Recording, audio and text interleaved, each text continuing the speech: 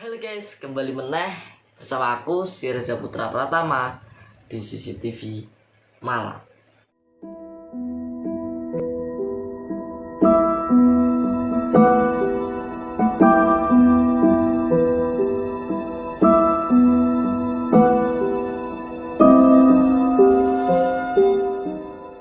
Guys, di video kali ini aku akan bercerita lagi guys tentang pengalaman horor yang dialami oleh seorang ojek online.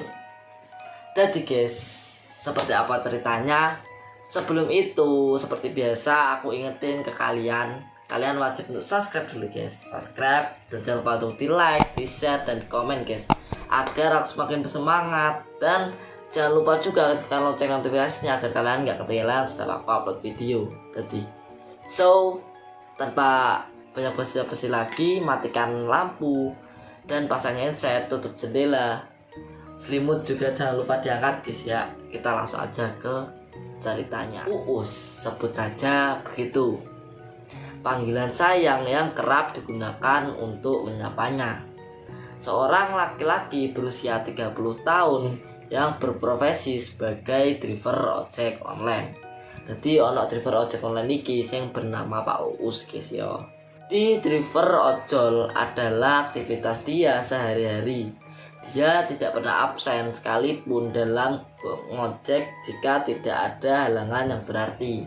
Jadi Pak Uus iki ku ternyata sergap guys ya dalam melaksanakan tugasnya menjadi ojol. Dia iki gak pernah koyok bolos ataupun izin nek gak ono kepentingan tertentu utawa koyok sakit kan guys ya. Dia ngebit itu sebutan populer Gojek online ya. Kayak para ojol iku sing populer guys, cara ngono sing rating paling apik dhewe biasanya kan ono sing terpopuler ngono disebut ngebit. Dari mulai pagi hari sampai duhur, lalu melanjutkannya lagi dari sore sampai tengah malam. Senin malam terhitung 3 minggu sebelum hari ini dia ngehit seperti hari-hari biasanya. Pukul 7 malam setelah Isya, dia melepas lelah setelah melakukan penarikan penumpang. Kopi dan rokok saat itu yang menjadi temannya istirahat di depan apotek di pinggir jalan raya sambil melamun dan memandangi kendaraan yang lalu lalang di depannya. Sampai sebuah nada dering tanda masuk orderan membuyarkan lamunannya. Jadi saat itu customer yang memesan. Jadi sing pesen iku, sing mau pesen ojek Pak Uus iku mau jenenge Pak Dedi, yes. Sebut saja iku Mas Dedi.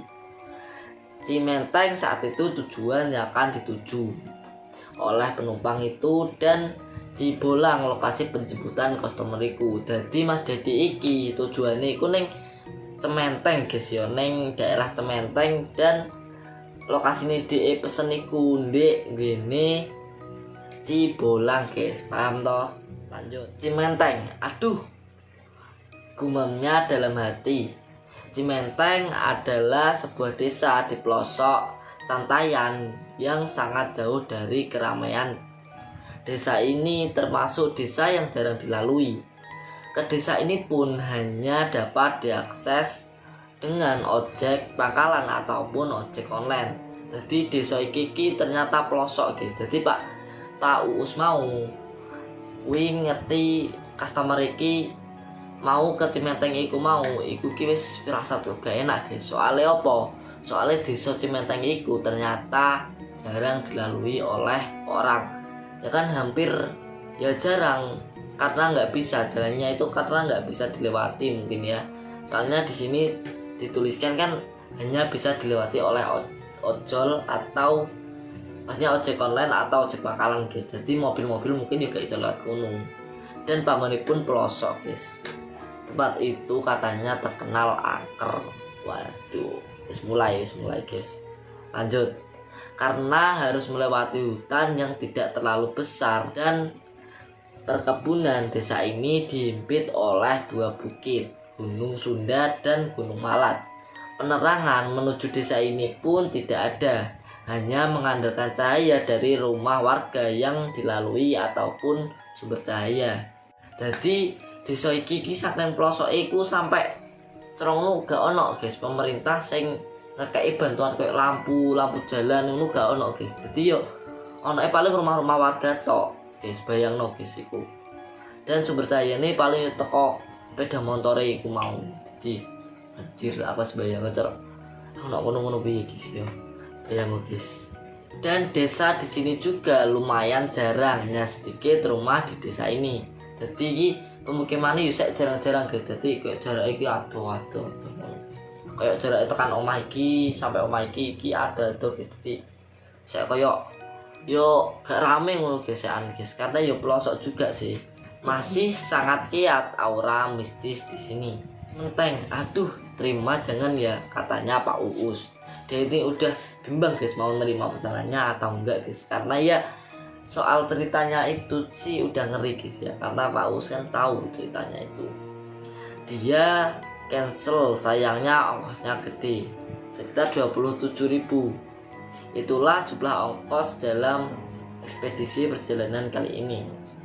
Terima aja lah sayang, gumamnya lagi. Tanpa pikir panjang dia pun menerima orderan tersebut. Benar saja, setelah diterima tidak lama kemudian si customer memberi pesan ke Pak Uus itu tadi. Mau diambil nggak Kang? Udah 4 kali di cancel. Terus kalau mau di cancel juga sama Akang nggak apa-apa Kang. Begitu pesan yang masuk. Yang kebanyakan driver jika menerima orderan di daerah Cimenteng pada malam hari biasanya akan di cancel. Dan alasannya takut pulangnya karena jalannya sepi. Jadi guys, rata-rata si ojek online iki nek ono penumpang atau customer iku sing omahe ndek kuno iku rata-rata di cancel guys. Jadi mereka iku cancel perkara iku mau gak wani, daerahnya kan sepi. Juga yo pelosok terkenal angker juga yo soalnya ono begal guys. Jadi rata-rata kan mau ngambil resiko ngono guys yo. So lanjut, belum sempat menjawab masuk kembali sebuah pesan. Saya bayar 50.000 Kang. Udah kemalaman ini saya pengen pulang katanya gitu. Sontak saja tawaran itu membuat Kang Uus tergiur. Jangan di cancel Kang, saya ambil.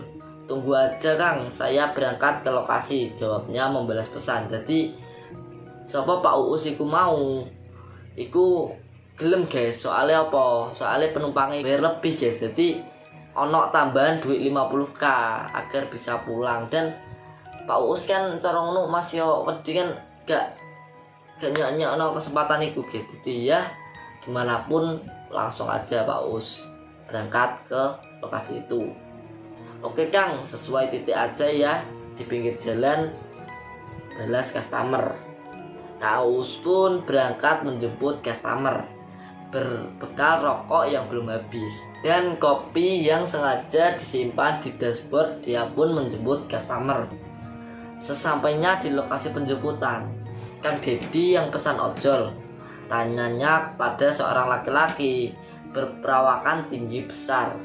Iya Kang, Cimentengnya di mana Kang? Di dekat pada sih Kang. Gimana Kang, mau diambil apa di cancel Kang? Gak apa-apa Kang, ambil aja. Pulangnya nanti gimana Kang? Nunggu mau ke arah jalan raya saja kalau nanti bareng biar nggak sendiri. Oh iya kalau gitu. Mereka pun berangkat ke lokasi tujuan. Mereka mengobrol hanya sekedar pencair suasana hingga mereka pun mulai memasuki desa Cantayan. Benar saja di jalan itu sangat sepi. Tidak ada seorang pun yang lewat di jalan itu. Gelap, hening, jarang sekali rumah ditemui. Mereka mengobrol panjang lebar untuk mencegah kesunyian. Hingga sampailah mereka di sebuah rumah yang di pinggir sawah. Di depannya kebun belimbing. Hanya ada 4 rumah di deretan ini. Turunlah Kang Dedi. Dan benar saja dia memberi ongkos sebesar Rp50.000. Dan di guys Kang Dedi ku medun di daerah desa Senayan iku mau guys. Dan si Pak Uus iki dikasih uang Rp50.000 sebagai sopan santun. Dan basa-basi Kang Uus berniat memberikan kembalian sesuai aplikasi. Tapi Kang Dedi menolak karena dia sudah berjanji memberikan ongkos kirim dengan nominal itu. Mampir dulu Kang, tanya Kang Dedi. Waduh gimana ya? Nggak apa-apa Kang, mampir dulu aja sekalian nunggu yang lewat daripada di pinggir jalan kayak gini. Mending di teras rumah saya aja Kang, tegas Kang Dedi. Jadi Pak Uus iku mau balik iku ditawari guys. Nimbang mulai dhewean kan jalannya sepi ya lo. Konco demen sik koyo bercakap-cakap sik di rumahe Kang Dedi ku mau. Bahkan Kang Dedi menawarkan menginap saat itu, tapi tolak oleh Kang Uus karena dia harus pulang. Mereka pun memutuskan untuk menunggu pengendara yang lewat sekalian mengobrol. Asik ngobrol, sebuah notifikasi pesan ojek kembali masuk ke aplikasi Kang Uus. Heran respon pertama Kang Uus. Kenapa Kang? Tanya Kang Dedi. Ada orderan Kang. Wah, di mana? Ini Kang, sembari menunjukkan HP ke Kang Dedi. Deket ini Kang. Dari sini tinggal lurus terus belok kiri. Di sana kayaknya. Itu tujuannya kemana ya Kang? Ke Agrabinta Kang. Wah, lumayan nih. Sekalian pulang jalan Agrabinta. Kalau berdua kan lumayan ngurangin Parno juga. Jawab Kang Uus. Mau diambil Kang? Tanya Kang Dedi dengan mimik wajah ragu. Iya Kang, sekalian pulang. Perasaan saya nggak enak Kang. Mending cancel aja Kang. Ah, si Akang, saya tarik aja Kang, nggak apa-apa sekalian pulang. Nggak apa-apa muter juga, yang penting ada temen. Ya udah Kang, kalau gitu hati-hati Kang. Kang Dedi ku mau, iku ngerasa koyo ana janggal ngono guys. Dadi ya Pak Uus itu diomongi guys, nek ngongkon yang selai, tapi bagaimanapun Pak Uus kan jenenge pengen untuk duit ya guys. Jadi ya wis pira-pira dilakoni. Jadi di Mas Dedi ku mau wis gak iso menging guys. Jadi wis lah ngono, hati-hati no. Oke lanjut. Kang Uus pun berpamitan pergi menjemput customer. Sri Sadia, saat itu customer yang memesan. Jadi sing customer iku jenenge Sri Sadia. Sesampainya di lokasi penjemputan, benar saja di sebuah rumah di pinggir jalan berdiri seorang perempuan parubaya menggunakan baju kebaya dan rambut disanggul. Sangat berkarisma perawakannya untuk wanita seusia itu. Dan tubuhnya yang kecil dan berbadan tegap, kira-kira dengan tinggi 150 cm. Dia berdiri di sebuah rumah. Terdapat sekitar 10 rumah di sana. Wanita itu berdiri di depan sebuah rumah, tapi di depan sebuah rumah kosong. Waduh guys, mulai kayak enak guys. Iya, rumah kosong yang di pinggirnya terdapat perkebunan. Ibu Sri, tanya Kang Uus ke customer.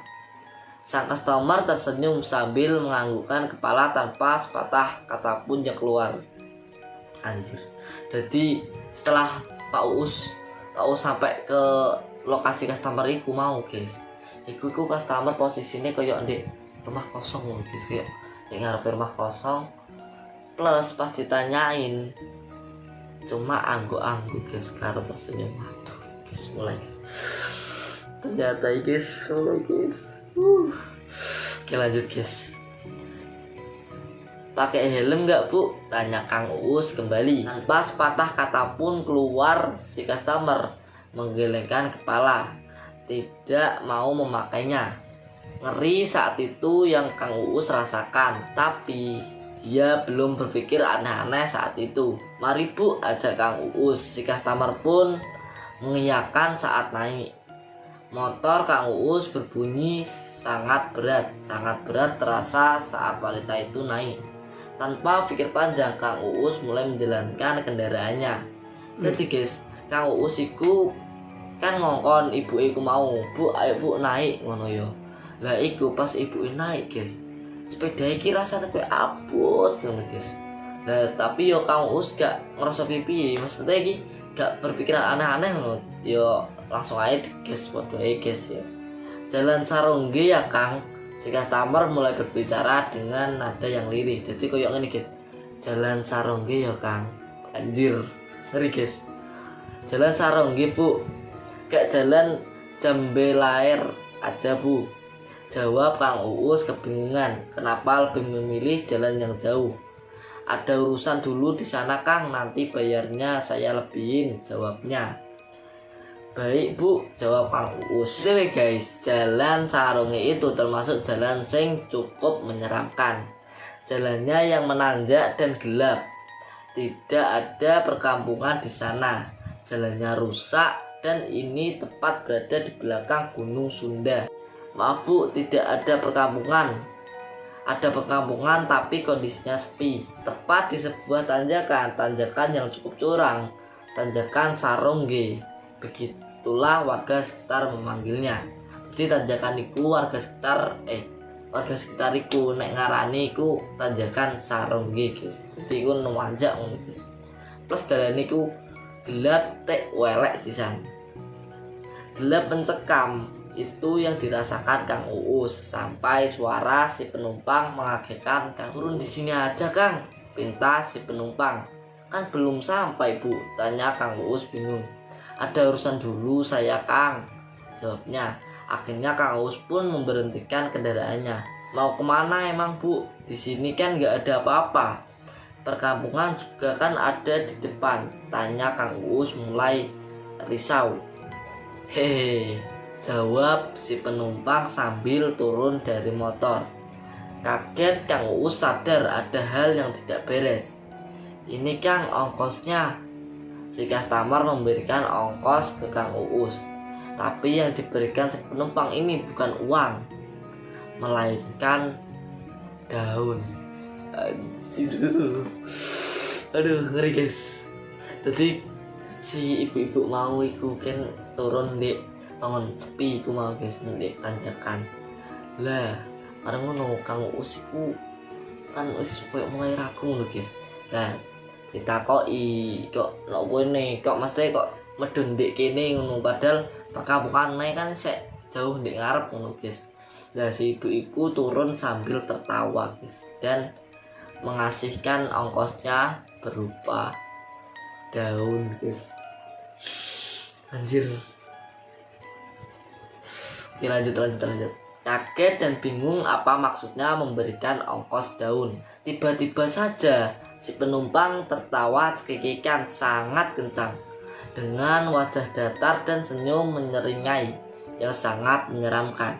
Tiba-tiba saja si penumpang melesat cepat sekali pergi ke semak-semak di pinggir jalan yang di sana terdapat pepohonan. Tak biasa berkata-kata, tubuh Kang Uus bergetar, mematung. Suara tertawa itu masih ada tapi sosoknya tidak ada. Serem guys. Tersentak Kang Uus sadar wanita itu mungkin makhluk lain. Secepat mungkin dia kembali menyalakan motornya tanpa berpikir langsung tancap gas meninggalkan tempat itu untuk mencari. Tembus gelap Kang Uus terus menjalankan motornya sangat cepat sampai dia menemukan sebuah tanjakan yang tidak asing. Dia kembali ke tanjakan Sarongge, tempat yang baru saja dia tinggalkan. Benar saja dia berada di tanjakan Sarongge, tempat wanita tadi berdiri di tengah jalan. Jadi guys, Kang Uus iku mau kan setelah roh nek ibu-ibu mau iku ternyata yo kayak kuntil anak ngono guys. Jadi Kang Uus iku saking paniknya langsung tancap gas guys. Bianter wis tancap gas pol ngono guys. Tapi aneh apa guys? Kang Uus balik di panggone wanita sing baru ngadeg mau guys.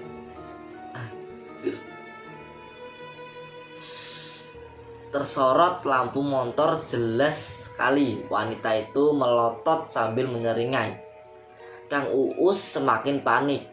Dia semakin menambah laju kendaraannya. Dia mencoba tidak memperdulikan wanita itu. Dia melaju cepat sambil sekali-kali melihat spion. Berharap wanita tadi tidak ikut. Sesampainya di sebuah pertigaan jalan yang sudah tidak asing bagi dia, pertigaan pada Asih, jalan menuju ke Gunung Sunda. Aneh, sangat aneh, mengapa dia kembali ke jalan yang sangat jauh dari tempatnya. Jadi dari Jalan Sarongge kalau terus ditembusin itu harusnya keluarnya di Jalan Agrabinta, tapi Kang Uus itu malah di Padasih guys. Jadi Kang Uus itu harusnya Jalan Sarongge iku mau iku kan nek cara lurus tembusnya iku ndek gini Jalan Agrabinta mau guys. Tapi guys aneh iku Kang Uus koyo mumet di kuno guys. Untung sekali di Pada AC ini ternyata masih ramai orang. Akhirnya dia pun mampir ke sebuah warung yang di sana ada beberapa orang yang nongkrong. Kang Uus pun mampir sambil menceritakan kejadian barusan. Para warga yang mendengarnya pun paham apa yang terjadi. Para warga menenangkan Kang Uus. Kang Uus juga ditawarin menginap oleh warga di sana, tapi Kang Uus menolak, itulah katanya. Akhirnya ada 2 orang warga sana yang mengantarkan Kang Uus pulang. Kang Uus pulang diantar 2 orang dengan 2 motor. Sampainya di rumah, alhamdulillah tidak terjadi apa-apa. Oke guys, mungkin sampai sini aja pengalaman dari cerita si tukang ojek online yang bernama Kang Uus itu tadi. Dan ya menurut aku sih ya cukup seram sih ceritanya dari Kang Uus itu tadi. Aku aja bacanya sampai merinding guys ya. Kalian bayangin aja sih dari posisi Kang Uus itu nerima pesanan ojek online yang depannya si Mencil Plosok guys. Oke guys, jadi sampai sini aja mungkin pengalaman dari cerita Kang Uus si tukang ojek online ini guys.